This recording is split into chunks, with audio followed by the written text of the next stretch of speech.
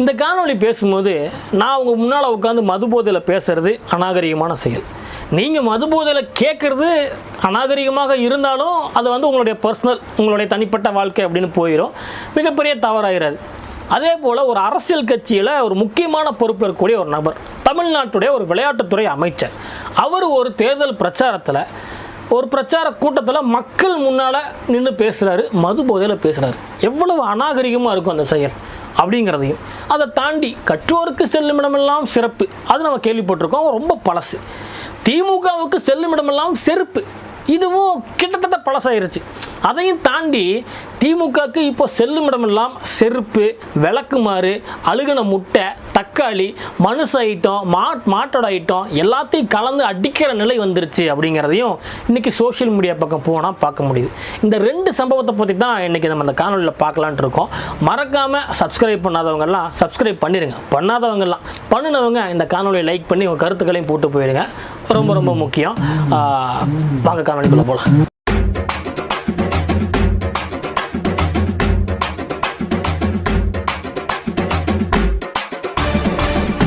வழக்கமாக இது வரைக்கும் நான் சந்தித்த தேர்தல்கள் எனக்கு நினைவில் இருக்கிற வரைக்கும் இந்த மாதிரி திமுக களத்தில் எதிர்ப்பு சந்தித்ததே கிடையாது.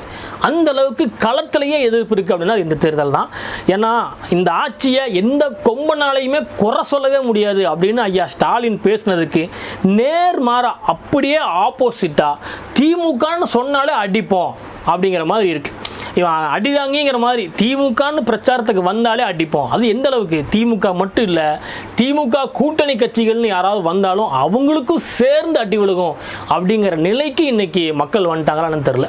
ஏன்னா ஆரம்பத்திலேயே தமிழச்சி தங்கப்பாண்டியன் அவர்கள் வடசென்னையில் பிரச்சாரம் பண்ண போகும்போது திரும்பி போங்கன்னு சொல்லி மிகப்பெரிய பிரச்சனையாச்சு, எல்லாம் பார்த்துருப்போம். அதற்கு பிறகு அவங்களோட ஸ்டாப் வச்சான்னு பார்த்தா ஆகவும் இல்லை. கனிமொழி போனாலும் பிரச்சனை, வாக்கு கேட்டு வராதிங்கன்னு சொல்கிறாங்க, கேள்வி கேட்குறாங்க. உதயநிதி போனாலும் 1000 ரூபாய் எங்களுக்கு வரல, கேள்வி கேட்குறாங்க. எங்கள் ஊருக்கு பஸ்ஸே வர்றதில்ல, கேள்வி கேட்குறாங்க. முக ஸ்டாலின் அவர்கள் பிரச்சாரத்துக்கு போனாலும் எனக்கு 1000 ரூபா வரல, என் கணவன் சாப்பிட்டா நான் சாப்பிட்ட மாதிரி ஆயிருமான்னு சொல்லி முக ஸ்டாலினிடமே கண்ணீர் வெடித்து கேள்வி கேட்குறாங்க. இங்கே பெரியசாமி போனாலும் கேள்வி கேட்குறாங்க, ராசா போனாலும் கேள்வி கேட்குறாங்க. யார் போனாலும், எந்த அமைச்சர்கள்மார்கள் போனாலும் அவங்க வந்தாங்கன்னா, குறிப்பாக திமுக காரங்கன்னு வந்தாங்கன்னா கேள்விக்கு மேலே கேள்வியாக கேட்டு கொண்டு எடுக்கிறாங்க திமுகவை. என்ன பண்ணுறதுனே தெரியாமல் திக்குமுக்காடி இருக்குது திமுக. அந்த அடிப்படையில் திமுக மட்டும் இல்லை, காங்கிரஸ் சார்பாக யார் வந்தாலும் கேள்வி கேட்போன்னு சொல்லி ஜோதிமணி அவங்க எங்கே போனாலும் அவங்களையும் கரூரில் வச்சு கிளியும் கிழிக்கிறாங்க. அவங்க கேள்விக்கு பதிலே சொல்ல முடியாமல் தெரிச்சு ஓடுற நிலை இன்னைக்கு இருக்கு. ஐயோ மறுபடியுமா, முதல்ல இருந்தா பிரச்சனையா, வேண்டாப்பா விட்டுட்டு ஓடுறேன். இந்த கூமட்ட மக்களை என்ன நினைக்கிறீங்க சொல்லுங்க. கிட்டத்தட்ட உங்களுக்கு தெரியும், உங்களை மாதிரியே நான் இந்த கொடியை நட்டு இந்த கம்பத்துல இருந்து எல்லாமே நான் செஞ்சேன். 18 வருஷமா உங்களோட இருந்தேன். ஆனா கடைசி வரைக்கும் பாத்தீங்க அப்படின்னா இப்ப இனிமேல் என்ன செய்ய போறீங்க? இருங்க, உங்களுக்காக நான் பயப்படுறேங்க. நான் கேட்கிறேன். அதுவும் ஒரு தொகுதியில, ஒரு ஊர்ல, என்னுடைய ஊரு என் அம்மா நினைவு வந்துருச்சுன்னு சொல்லி அழுது ஒரு டிராமா பண்ணாங்க பாருங்க, வேற லெவல் டிராமா. எலெக்ஷன் வந்தாலே நாடக கம்பெனிகள் வெளியில வந்துடுங்கிற மாதிரி டிராமா.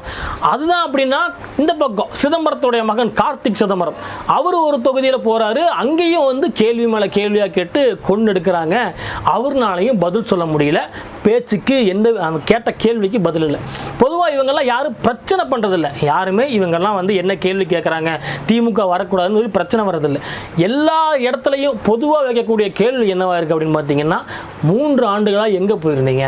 2019 நீங்கள் தான் பாராளுமன்ற உறுப்பினர், திமுக தான் வென்றுது, 2019 பிறகு இப்போ தான் வர்றீங்களே, என்ன காரணம்னு சொல்லி திரும்ப திரும்ப அந்த கேள்விகளை தான் அடுக்கிறாங்களே தவிர அதை தாண்டி இவங்களால எந்த பதிலையும் சொல்ல முடியறதில்லை. பொதுமக்கள் முன்னால் நிராயுத பாணியாக திமுக நிற்குதுங்கிறத பார்க்க முடியுது. அப்புறம் ஃபைனல் டச்சா உதயநிதி ஸ்டாலின் அவர்களுடைய மது போதை பிரச்சாரம். அந்த பிரச்சார வீடியோ மட்டும் பார்த்து வந்துருங்களேன். இதெல்லாம் இந்த சாதனைகள்லாம் தொடரணும்னா வர்ற ஏப்ரல் 19ஆம் தேதி நீங்க வாக்குச்சாவடிக்கு போய் உதயசூரியன் சின்னத்துல வாக்களிக்கணும். பண்ணுவீங்களா? நாம இவ்வளவு நேரம்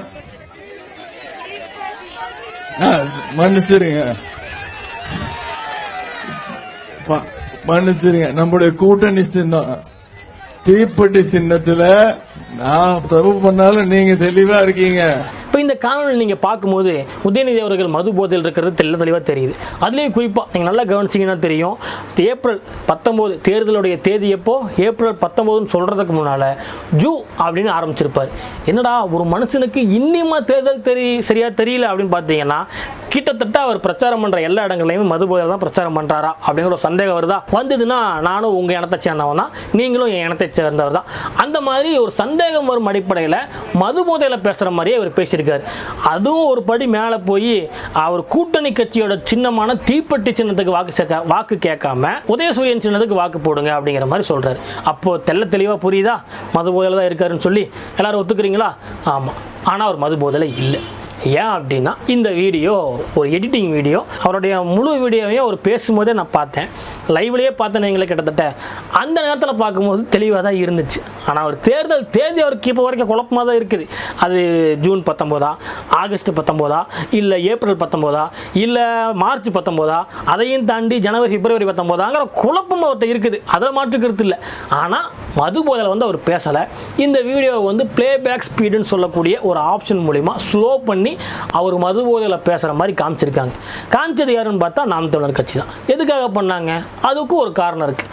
சீமான் அவர்கள் ஒரு பொதுக்கூட்டத்தில் பேசும்போது மது போதையில் பேசிட்டாருன்னு சொல்லி இவங்க ஒரு வீடியோவை பரப்புறாங்க.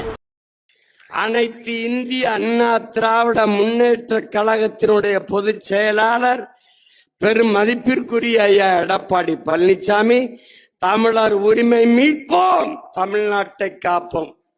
அதான் எனக்கு தான் பேசுற. அப்படி அதுதான் தமிழ் தேசியம். தமிழ் தேசியம்னா என்ன? இதுதான். ஹலோ ப்ளீஸ், இதுதான். Please understand. இதுதான் திஸ் இஸ் தமிழ் நேசன். இவ்வளவுதான். இதான் திஸ் இஸ் தமிழ் நேஷனலிசம். வேற ஒண்ணும் கிடையாது. போட்டு குழப்பிக்காத. அனைத்து இந்திய அண்ணா திராவிட முன்னேற்ற கழகத்தினுடைய பொதுச் செயலாளர் பெரும் மதிப்பிற்குரிய ஐயா எடப்பாடி பழனிசாமி, தமிழர் உரிமை மீட்போம், தமிழ்நாட்டை காப்போம். அதான் எனக்கு தான் பேசுற. அப்படி அதுதான் தமிழ் தேசியம். தமிழ் தேசியம்னா என்ன? இதுதான். ஹலோ ப்ளீஸ், இதுதான். Please understand. இதுதான் திஸ் இஸ் தமிழ் நேசன். இவ்வளவுதான். இதான் திஸ் இஸ் தமிழ் நேஷனலிசம். வேற ஒண்ணும் கிடையாது. போட்டு குழப்பிக்காத.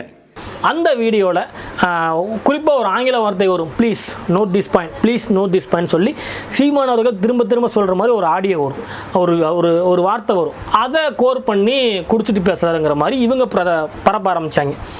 இதுக்கு பழுதிருக்கு விதமாக, இதற்கு எதிர்வினையாக உதயநிதி அவர்களும் மது போதையில் பேசுகிற மாதிரி ஒரு ஆடியோ கிளிப். இதுக்கு எதிர்வினை. இது தேவையா அவங்களுக்கு அப்படிங்கிற மாதிரி இந்த இடத்துல கேட்கவும் தோணுது. இது இவங்க முதல் முறையும் பண்ணலை. இதுக்கு முன்னாடியே ஒரு முறை வந்து ஒரு ப்ரெஸ் மீட்டில் வந்து சீமானவர்கள் குடிச்சிட்டு பேசுகிறாங்கிற மாதிரி போட்டு பேசியிருந்தாங்க, ஒரு வீடியோ பரப்புனாங்க. அந்த வீடியோவுக்கு எதிர்வினையாக நம்ம ஒரு காணொலி போட்டிருந்தோம். நம்ம சேனல்லையே 4வது அதிக பார்வையாளர் கொண்ட வீடியோவே அதுதான். கிட்டத்தட்ட ஒரு 37,000 பார்வையாளர்கள் போயிருந்தது. அந்த காணொலி லிங்கே வேணால் நான் கீழே போகிறேன், நீங்கள் பார்க்குறீங்க இல்லையா? இதுதான் அந்த தமிழிலும் கூட. இந்த வீடியோவும் கிட்டத்தட்ட ஒரு 37,000 வியூஸ் போயிருந்தது. இதில் வந்து ஸ்டாலின், திருமாவளவன், அன்புமணி எல்லாருமே குடிச்சிட்டு தான் பேசுகிறாங்கங்கிற மாதிரி நான் பிளேபேக் ஸ்பீடை குறைச்சி போட்டு காமிச்சிருந்தேன். அதே போல் தான் பழைய வீடியோலையும் சீமானவர்கள் குடிச்சிட்டு பேசுகிறாங்கன்னு சொல்லி பழைய வீடியோலையும் இவங்க பண்ணாங்க. அதே தான் இப்போவும் பண்ணுறாங்க. சீமானவர்கள் குடிச்சிட்டு பேசுகிறாங்க. பிளேபேக் ஸ்பீடை இந்த காணொலியிலேயே யூடியூப் செட்டிங்ஸில் நீங்கள் கிளிக் பண்ணி பிளேபேக் ஸ்பீடுன்னு ஒரு ஆப்ஷன் போய் ஸ்லோன்னு வச்சிங்கன்னா நானும் தண்ணியை போட்டு பேசுகிற மாதிரி தான் இருக்கும் யதார்த்தமாக. அதுதான் அங்கே சீமானவர்களுக்கும் இருந்திருக்குது, இங்கே உதயநிதிக்கு இருந்திருக்குது. இது ரெண்டுமே தப்பு தான். ஃபஸ்ட்டு ஆரம்பித்து வச்சது யார் அப்படிங்கிற ஒரு கேள்வி வரும் இல்லையா? அது வந்து டிஎம்கே ஐடி விங் தான்.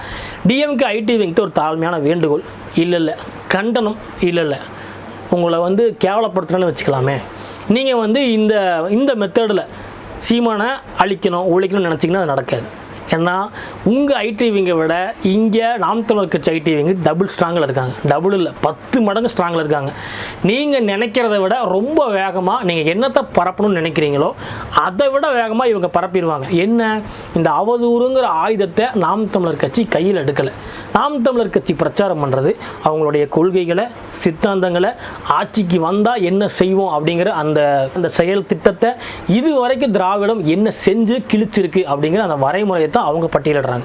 நீங்கள் தமிழ் தேசத்துக்கு எதிராக பிரச்சாரம் பண்ணோம் அப்படின்னா அதே போல் திராவிடம் இது வரைக்கும் என்ன செஞ்சுருக்கு இந்த 50 ஆண்டுகளில், இது வரைக்கும் இனிமேல் என்ன செய்ய போகுது, எதெல்லாம் வளர்ச்சி, ஒருவேளை திராவிடம் வரலைன்னா என்னமெல்லாம் ஆயிருக்கும் அப்படிங்கிறத பட்டியல் போடுங்க. நாம் தமிழர் கட்சிக்கு அதுவே ஒரு மிகப்பெரிய பலவீனமாக மாறும். ஆனால் உங்ககிட்ட எந்த கொள்கையும் இல்லை, எந்த சித்தாந்தமும் இல்லை, எதை பற்றியும் பேசவும் முடியல அப்படிங்கும்போது டப்புன்னு அவதூற கையில் எடுத்துடுறீங்க. இது யாருக்கு ரிவீட் ஆகுதுன்னா உங்களுக்கு தான் ரிவீட் ஆகுது. இன்றைக்கி பல நடுநிலையாளர்களே வந்து உங்களை கழுவி ஊற்றிட்டு இருக்கிறாங்க. சோஷியல் மீடியா பக்கம் பார்த்தீங்கன்னா தெரியும். தெரிலன்னா ஜே பிஸ்மி உள்ளிட்டவங்கள்ட்டெல்லாம் கேளுங்க, அவங்களாம் அதை தான் பண்ணிட்டு இருக்கிறாங்க. தயவு செஞ்சு இல்லை இனியும் நீ இந்த அவதூற கையில் எடுத்த அப்படின்னா ஈவேராவிலிருந்து எல்லாருமே தண்ணியை போட்டு பேசுகிற மாதிரி, கூத்தியாட்ட போன மாதிரி எல்லா செய்திகளையும் எடுத்து நாம் தமிழர் கட்சி சார்ந்தவங்க யாராவது வெளியில் விட்டுற போகிறாங்க. ரொம்ப அசிங்கமாக போயிடும், பார்த்து சுதானமாக இருந்துக்குங்க. மற்றபடி இந்த தேர்தல் பிரச்சாரம் திமுகவுக்கு ரொம்ப மோசமாக தான் இருக்குது.